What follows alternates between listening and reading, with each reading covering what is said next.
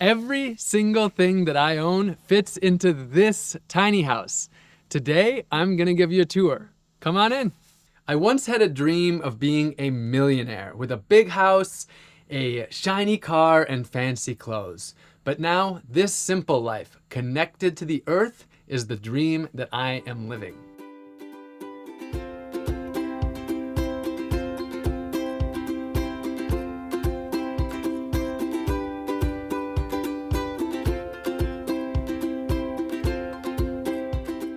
My life revolves largely around food.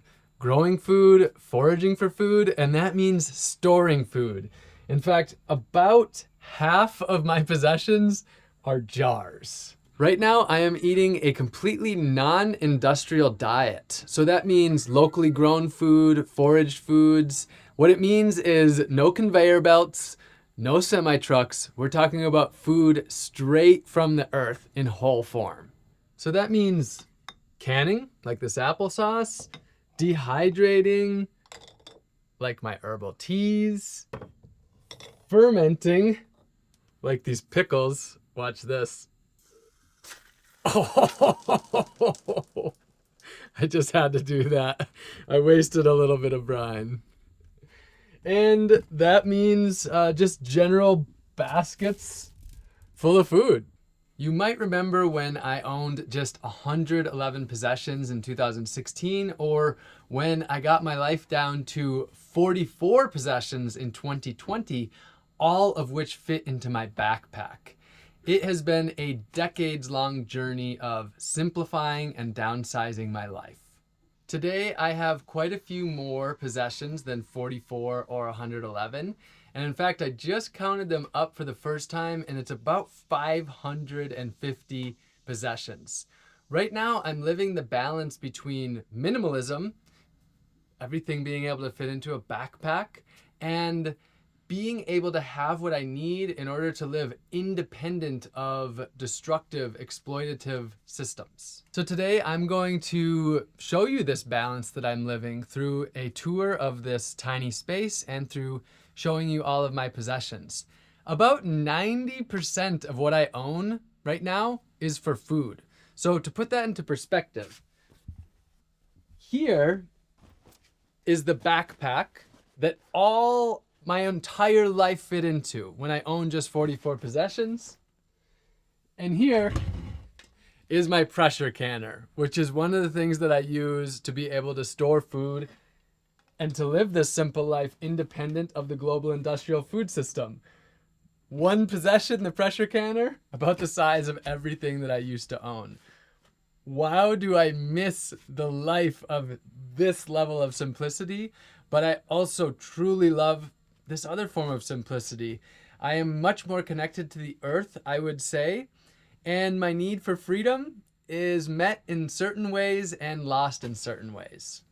My food items include a dehydrator, pressure canner, crock pot, bowls, baskets, and trays for processing, dehydrating, and storing food, lots of cloth storage bags, a hickory nut mortar and pestle for making hickory nut milk, 5-gallon buckets for food storage from mice and insects and raccoons so they can't get my food. So how many jars do I have? I just counted them today and it's about 300 jars. About 250 or 270 are pint jars and quart jars. And then about 30 or 50 are much larger jars. These are gallon jars. This is apple cider vinegar that I made at home. And then for storing things like, this is stinging nettle, actually wood nettle, that I'll make tea from. Having all of these items helps me to efficiently and effectively harvest, process, and store the bounty that the earth freely and abundantly provides. So when I had just 44 possessions, the thing was I was dependent upon the grocery store. And although I didn't own a refrigerator, most of my food was being stored at the grocery store in their refrigerator. Here, I actually live off the grid. Through the processes of dehydrating and canning and fermenting, I'm able to live without a refrigerator or a freezer, which are really huge items. In fact, I live off the grid here. There's no electricity running into this little house of mine. And what I do have for light is this headlamp, which I either put on to my head or I hang right here. And by doing this, it keeps me in tune with the natural rhythms of the earth. By day, I have the natural lighting of the earth, and by night, I reduce the amount of light that I'm exposed to help me get a really good night's rest. This house is wide open, as you can see. There's no screens and there's no windows. And that really works here because in this little region of the Appalachian Mountains, just outside of the Asheville, North Carolina region, there's not too many biting insects, mosquitoes and horseflies and such, so it works. And also on that note, this is not a permanent living situation. I'm just living here for the summer, and with the climate here, this situation works well for about 6 months of the year, about April through October. One of the balances that I have is my relationship with technology. My dream is to exist completely independent of electronic technology, but I'm always working with that balance. For me, what I choose to use are things that really add value to my life, that allow me to largely step outside of exploitative and oppressive systems, and nothing that's just frivolous, things that help me to meet my basic needs. So for example, I have this battery and I charge this up in the communal space, and then that allows me to charge my laptop. I actually got this so that I can go and do long writing retreats in the woods alone. So a lot of this is what helps me to be of service, and it's also what helps me to spread messages. This is my computer, and with this, I reach millions of people all over the world. At the same time, I am using social media, which are some oppressive and exploitative companies that are out there. So again, there's that balance. This is a 10-year-old computer. It's a 2013. And I had another one just like this for 7 years that broke. So I just replaced it after 7 years of using a secondhand computer, and I bought this one for $100 secondhand. I own this iPod Touch, and I don't own a cell phone. I haven't owned a cell phone for about 7 or so years. But I use this for taking photos and a little bit for social media. So everything you see here, these are all of the technology items that I own besides those couple of kitchen items. So I have the laptop and the charger, the iPod Touch and the charger. Between the computer and the iPod, we're talking $150. The other things that I have are for my bike. I have my bike lights, rear and front, and a charger. I have my headlamp. I have my electric razor, which for 5 years I used a handheld razor, but I'm using this because, wow, my life is just more convenient with it. So right now I have that as well. And then, yes, of course, the battery here. As I said, there's the dehydrator and the blender that I showed you. Now, one thing that's not here is Wi-Fi. There is no Wi-Fi here. It's about a 5-minute walk over to the internet, and that really helps me for at least 12 hours of the day. You can't reach me. I'm disconnected so I can be connected. And honestly, this feels like a lot for me. It's more than I would like, but I'm reminded as I walk into my friends' houses, and I see all the lights lit up, and I see all the outlets full of plugs, and remember just how little this is. So again, it's a balance, and I'm not judging anyone with that. I'm just, checking in and seeing where I'm at and checking in with where most of society is at. And I feel pretty good about the minimal amount of technology that I manage to have in my day-to-day life. Although everything I own for technology is right here with me, I do have things stored in the cloud, which means they're stored on a server or someone else's computer somewhere else. But last year in 2022, I made some huge breakthroughs. I deleted almost all of my photos from the last couple decades, I think about 20 or 30,000 of them. and I deleted about 90% of my documents. So that was about as big of a breakthrough in simplifying and downsizing as I achieved in 2011 to 2013 with my physical stuff. So still making a lot of progress in simplifying and breaking free from stuff. Although I do own this computer, I do not own a cell phone. I got rid of my cell phone in 2016, and I just use Google Voice, which means I'm only accessible when I'm on Wi-Fi or with the people that are in front of me. And when I got rid of that cell phone in about 2016, that was actually the last bill to my name. You'll notice that most of this stuff is plastic. There's a lot of plastic here. And I try to minimize the plastic in my life. And one area where I have just perfected that is my clothes. So I'm gonna take you, well, we don't have to go far to see my clothes that have no plastic. I simplified my clothing down about 10 years ago, and now there's just one me. There's no business clothes to put on a costume to prove that I'm someone else to society. There's just one me. These are all of my clothes plus what I'm wearing, and right now I've counted it to be, I believe, 12 items. I have 5 t-shirts. I have a wool sweater. Right now I have 3 pairs of shorts, including the ones that I'm wearing. And then I have a pair of pants. I have this shawl that I wear, which actually was a tablecloth. And then I have my hat. So I believe that is 12 clothing items. And it is summer right now, so I'm going to be getting some more clothing items in the fall. And I've made a huge step this year. After 10 years of transitioning my life, I now have 100% natural fiber clothing. So no synthetics, no polyester. I shed myself of my last one this year. And right now, I'm actually transitioning to 100% homemade, natural fiber, including the thread, and naturally dyed clothing, so that I can naturally die when I'm in the earth, when I'm on the earth, so that if I die in these clothes, I just simply return to the earth with no littering whatsoever. So these are shorts that are dyed with walnut, and this shirt is dyed with mint. And they're lighter than I want. As you know, I like my green shirts, so I have more work to do. And I'm working with an apprentice who is helping me to break free from all industrial clothing. So natural dye, natural fiber, and even the buttons are made out of wood, so I can truly return to earth in these clothes.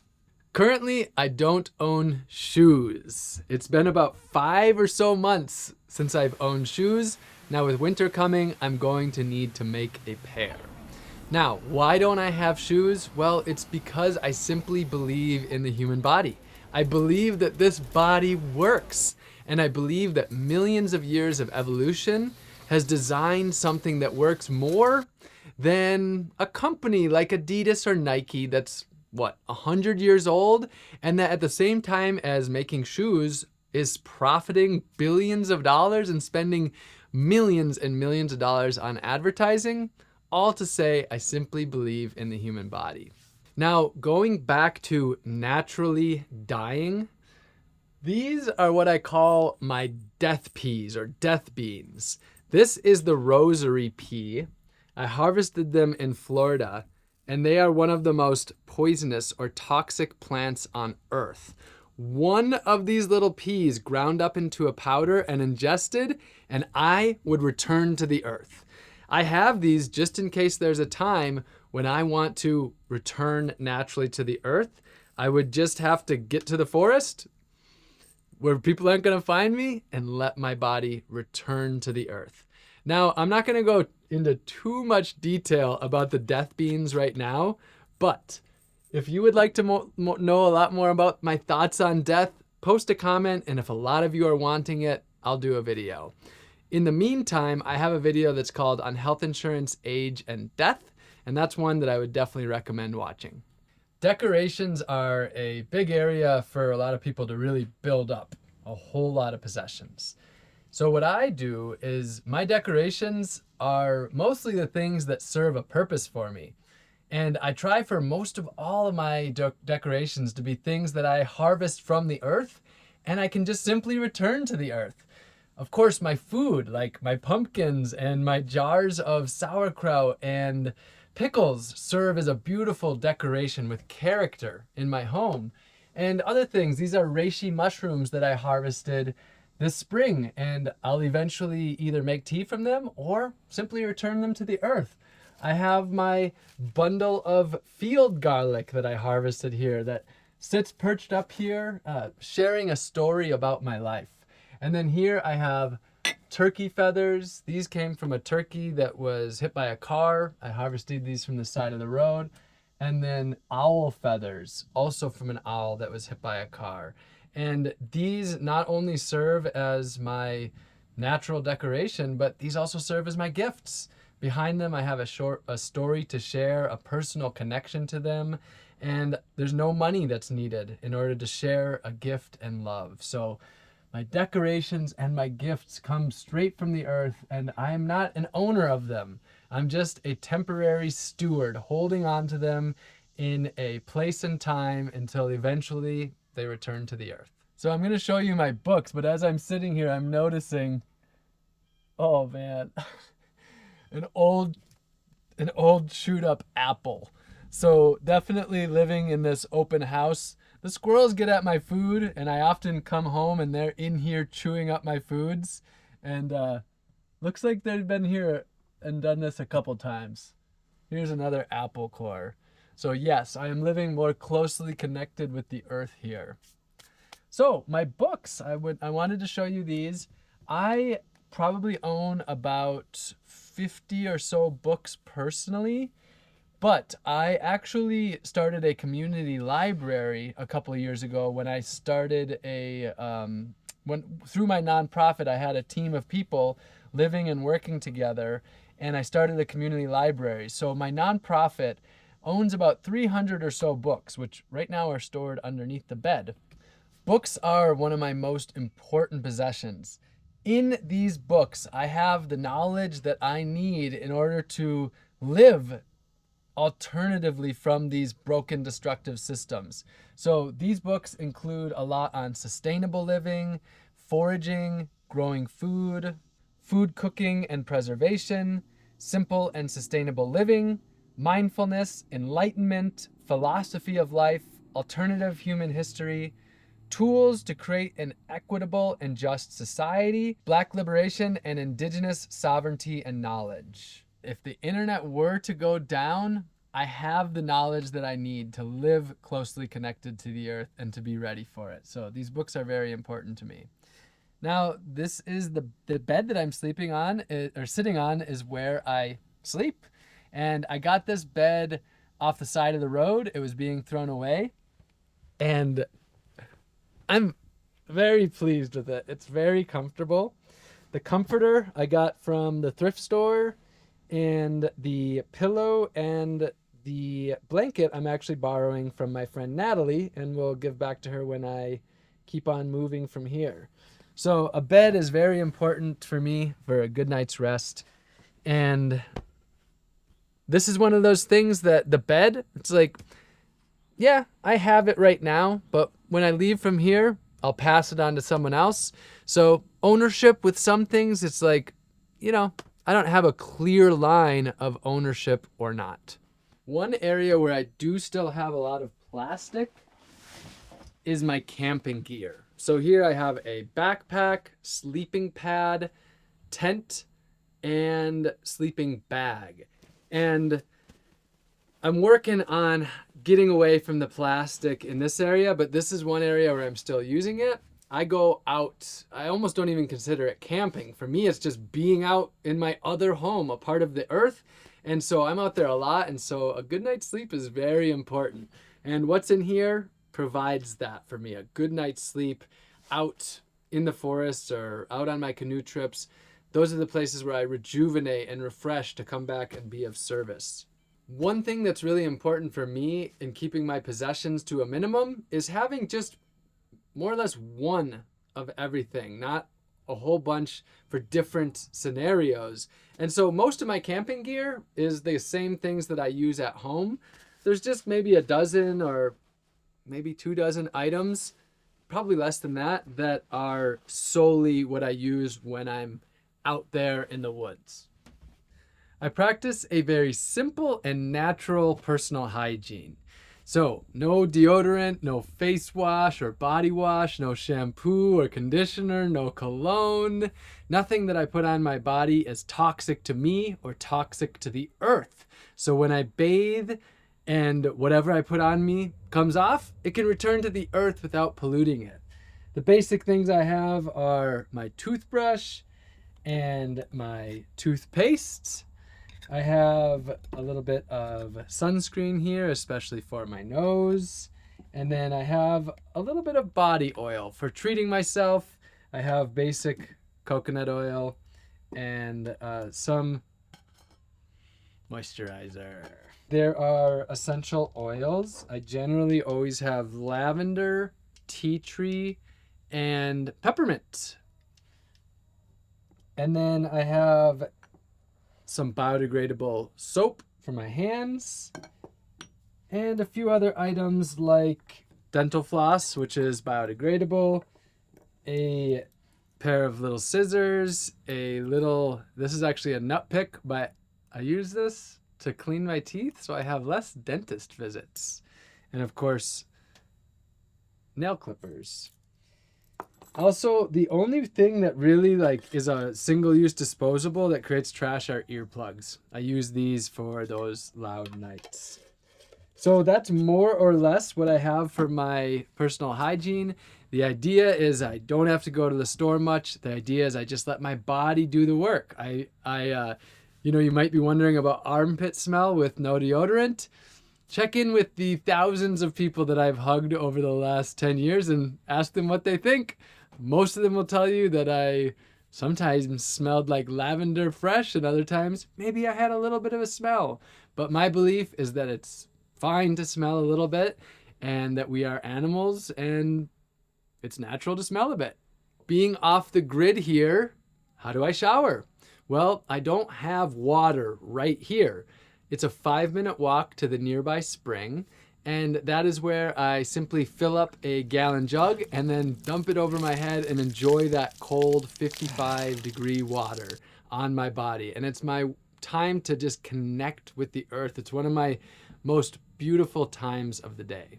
Or I go swimming. It's about a 5-minute bike ride to the nearby river, and that is where I immerse with the earth and spend connected time with the earth. In fact, my shower time is one of my most connected times, and I try to stay out of those caves inside of people's houses as much as possible. You might remember I actually did a year without showering. Actually, it was 1,000 days without showering, and still, I hop into showers as little as possible. I fill up my water jugs at the nearby spring and I drink straight from the earth. No chemicals, no fluoride, no chlorine, just beautiful water straight from the earth.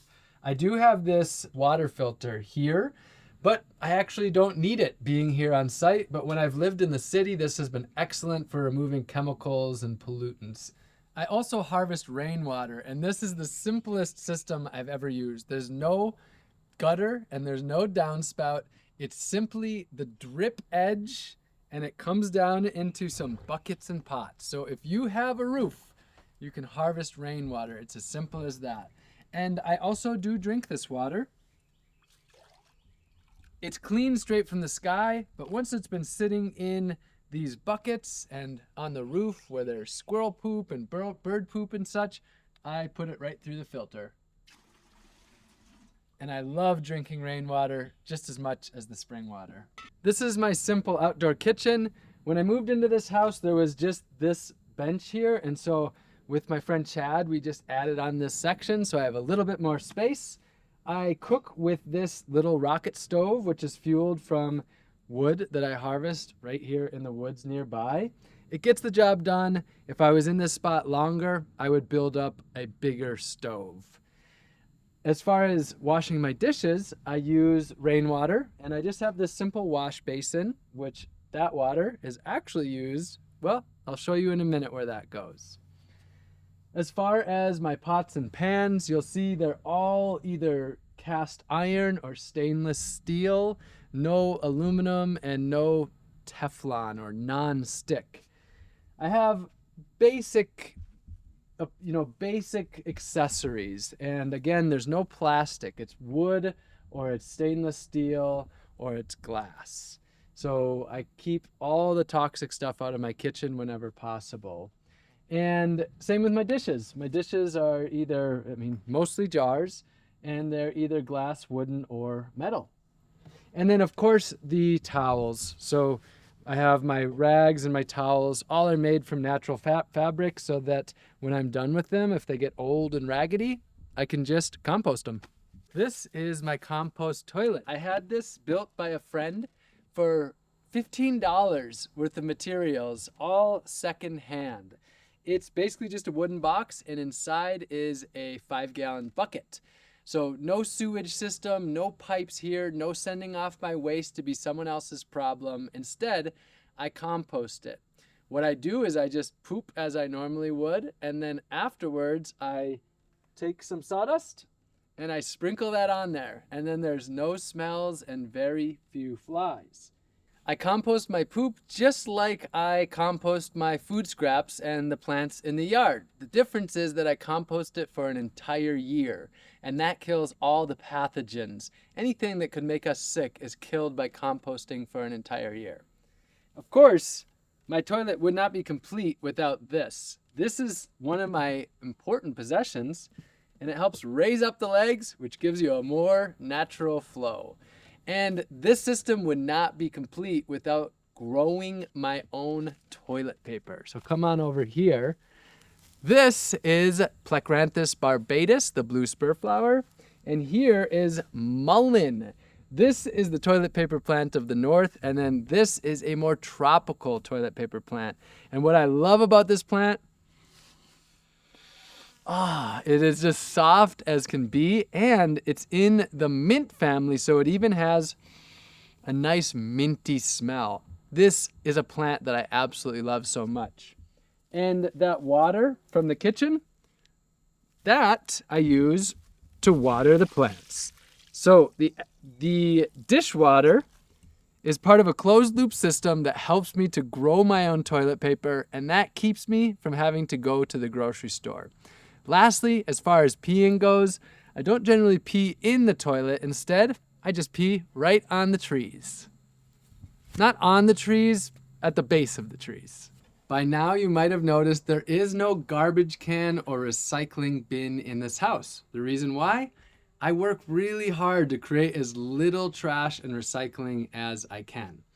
This bag right here is my bag of recycling and trash, and generally in a week or so, I might fill this up. So I still create some trash, but my key is composting everything that I can. Your standard things like your food scraps and your plants, cardboard and paper. When I cut my hair, it returns to the earth. When I cut my nails, it returns to the earth. No part of my body is going to the landfill. Now, that's a huge difference compared to the average US American who creates 4.5 pounds of trash per day, which you may have seen from my month of living like the average person and wearing every piece of trash that I created. It ended up being 87 pounds of trash the first time and about 70 pounds the second time. And I was a walking billboard for consumerism, showing us how much trash just one of us creates. You'll notice that there's no toys in the house, there's no kids here, and there's no family. This is something that I have personally chosen very intentionally. At the age of 25, about 11 years ago, I got a vasectomy. And the reason why is that I had decided that I was going to dedicate my life to being of service in a way that was extreme, in a way that was most easily facilitated without having children or a marriage. And so, yes, the way that I'm living my life is designed around not having children. And that idea is impermanence. I've designed my life so that I can die, or I can go to jail.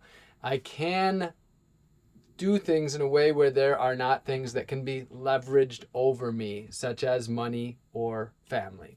This year, I have been doing a lot of work, and one of the things I've done to become more whole and more connected is I'm taking a year off of romance and a year off of sex. Some would call that celibacy, and it has been a very meaningful connective year. As I've not had that connection, I found a much deeper connection with my community, the earth all around me. Another big development in 2022 after a year of simplifying was getting rid of my last identification. In 2016, I cut up my driver's license and burned my social security card.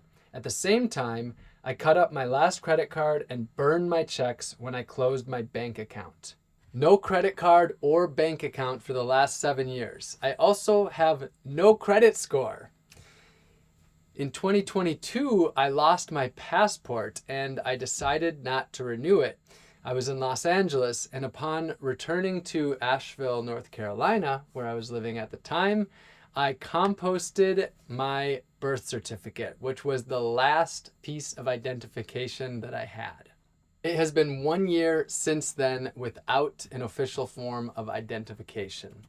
I have no health insurance, no life savings, no retirement fund.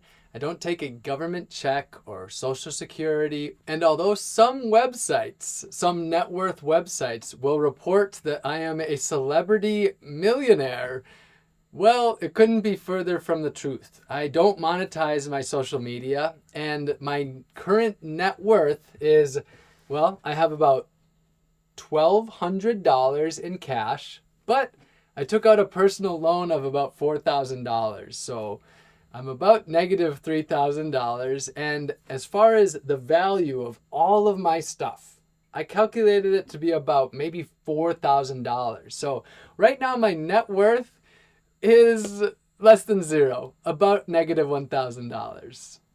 I have just cash, which I store in this little pouch that a friend made for me. But I don't need a big pouch because I have committed to life to earning less than the federal poverty threshold and to donating 100% of my media earnings from TV, books, etc.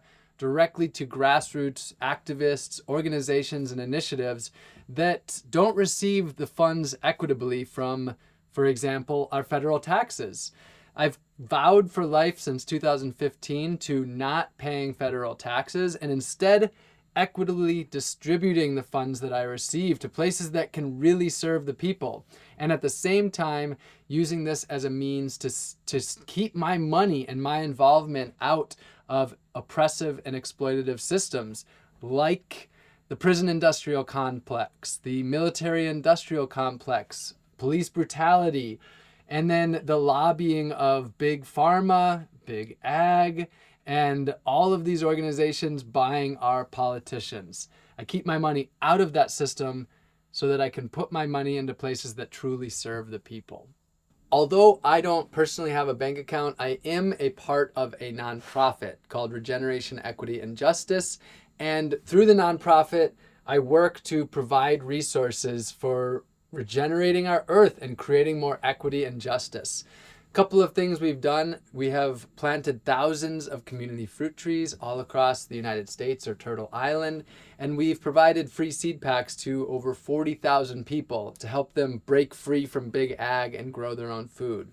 So although I'm personally living this life of simplicity, the idea is to do this in a way that can be a resource, using my privilege, my skills, and my abilities to be of service to Earth and humanity.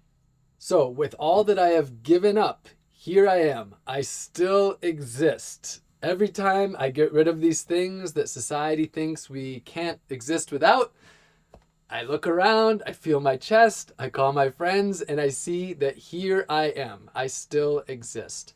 I am a part of community.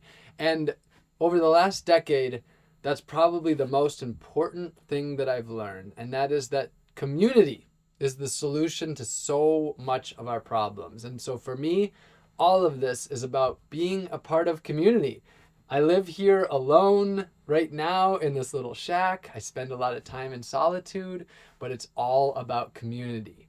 And I want to be clear and transparent that so many of my needs are met by community. This isn't about self-sufficiency. I'm really dependent upon others, and others are dependent upon me. How I ended up here as a part of this community was actually by meeting a dear friend, Natalie Bogwalker, who's the creator of this space where I am right now, a place called Wild Abundance in Weaverville, Barnardsville area, just north of Asheville, North Carolina. For my tiny house that I had in San Diego and in Orlando, I did a work exchange in order to use that space with the landowner. Today, there is no exchange. It's just human beings helping human beings connecting and helping to meet each other's needs. A note that I'd really like to share and that I would feel incomplete without saying it is that I don't really believe much in land ownership. I think it is mostly an illusion. So although this land is indeed owned by Wild Abundance, this land and all land here on Turtle Island was stolen through genocide and colonization from the hundreds of indigenous cultures that lived here before us and kept in ownership by the white people through the enslavement of Africans that were stolen from their land. So any idea of rightfully owning this land or even land ownership to me is a state of delusion to a large existence. So I have chosen not to own land because I believe the earth cannot be owned. One thing that I went without when I owned just 44 or 111 possessions was a bicycle. And the bicycle is one of the most important and powerful tools that I can ever own. This is my primary source of transportation. I don't own a car. I've been 10 years without a car and about 7 years or so without a driver's license. And so this is a beautiful, important tool for me. This is a touring bicycle. It's a 1982, so it's about 40 years old, and I got it for $700. And a touring bicycle is one that's designed to go long distances and carry gear. So it has a bike rack on it, and it has these bike bags or panniers. So I can do my errands, I can go long distances. In fact, I've ridden across the country 3 times. Those were all on a bamboo bicycle. This is a steel frame bicycle, and the reason I like this is it's very simple, very easy to work on. I can do repairs myself or bring it into any local bike shop or bike co-op to get some repairs done. Another really key thing on here is a rear view mirror, which especially for the roads that I'm riding on around here. And I want to be, transparent. I think this goes without saying, but I still get into cars. Although I don't drive, I'm in them. My activism takes me far outside of these hollows, far outside of this community. My community is very much a global humanity and across this nation. And so when I'm out, I get into buses and trains and cars. And as much as I'd love to only ride my bike everywhere I go, I'm still burning fossil fuels. I feel like it is the tool that still makes sense to use to create the change that I wish to see in the world. I'm able to live with much fewer items than most people because I've embraced that the earth provides me with all of my basic needs. I practice a deep level of gratitude and of celebration of life for the absolute most basic things around me. And this creates wholeness and completeness that these mega corporations who want to sell me their stuff cannot penetrate through. It creates a foundation of balance, of presence, of completeness and wholeness by focusing again on just the basics. The birds chirping, the plant and animal relatives around, healthy food, clean water, fresh air, the things that we can focus on to bring ourselves into a state of simplicity. At the same time, it's also important to note that what I'm doing is not accessible to everyone, and that's not my intention. I am living an extreme life because our society is so extreme. Here in what we call the United States, we have just 5% of the world's population, but we consume 25% of the world's resources. That, by definition, is extreme. What we call normal isn't normal. The American dream, I view it as the world's nightmare. But yes, again, what I'm doing is not fully accessible to all. There's so many lessons within what I'm doing that are accessible and available to each of us to take away. But I do want to very much acknowledge the privilege that I have as a white person, as a man, as a person with, who grew up in this country that we call the United States. And the list goes on of the number of privileges that I have that allow me to live in this society, in this dominator society that was ultimately designed for me.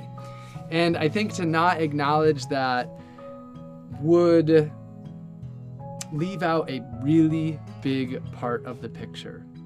So, with acknowledging my privilege and understanding my privilege as I've been working to do over the last handful of years, it comes down to knowing that I have this privilege. How do I use it? Do I live in a way that exploits and takes from others, or do I live in a way where I use my privilege to create resources for others around me and to spread out the resources and the privilege that I have so that others who generally have less are able to access more and to live lives that are more where their basic needs are met, where they can connect with the earth, where they can be a deeper part of humanity and community. And so that's what this is really about, helping others to deeply reconnect with earth by myself doing it.